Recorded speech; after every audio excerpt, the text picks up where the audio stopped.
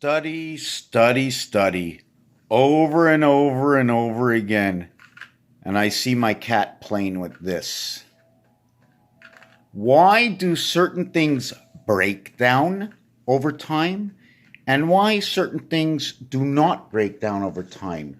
What will happen to this paper cup if I leave it in one position for the next 100 years? Will this paper cup look like a paper cup? Will this piece of plastic look like this piece of plastic in 100 years? If the only thing that's happening is the wind that's blowing by it. And I'm talking 100 years, and there's a reason for this.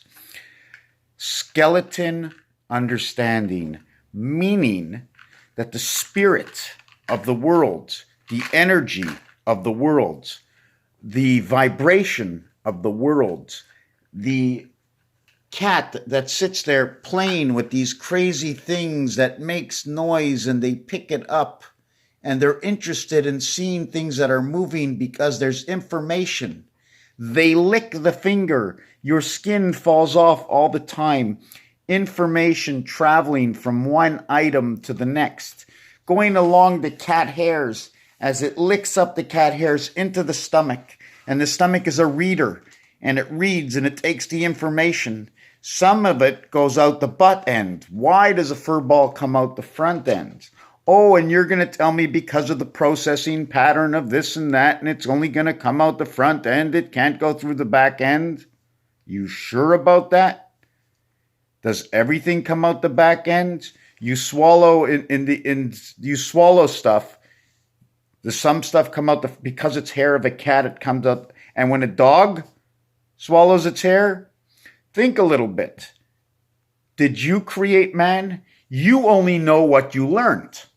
You taught yourself, and through teaching, you learn. You understand through reaction, the science of its reality. It gets written out in a book. This is what I did. This is what it was like. The temperature in the room. The temperature in the room, the moving air in the room, the density of the whatever density. I don't have to be a smart guy. All I have to do is think and create situations, right? Which brings me down to continuous information. I asked someone yesterday, I said, what do you see between me and you?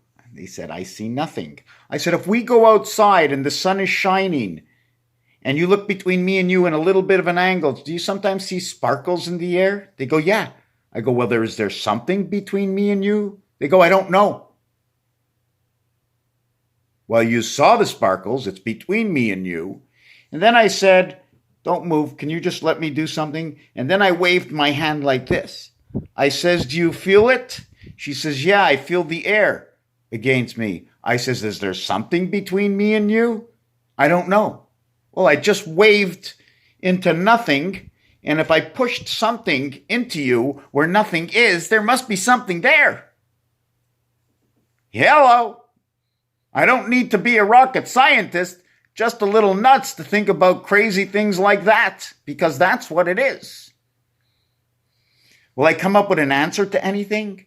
Only to understand, okay, in basic relativity, because Einstein taught me the greatest thing in the world.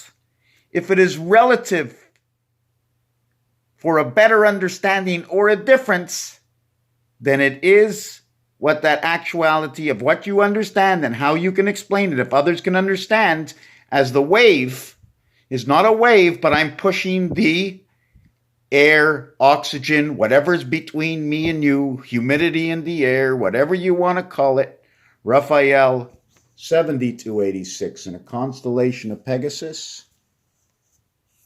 Thank you for watching this video.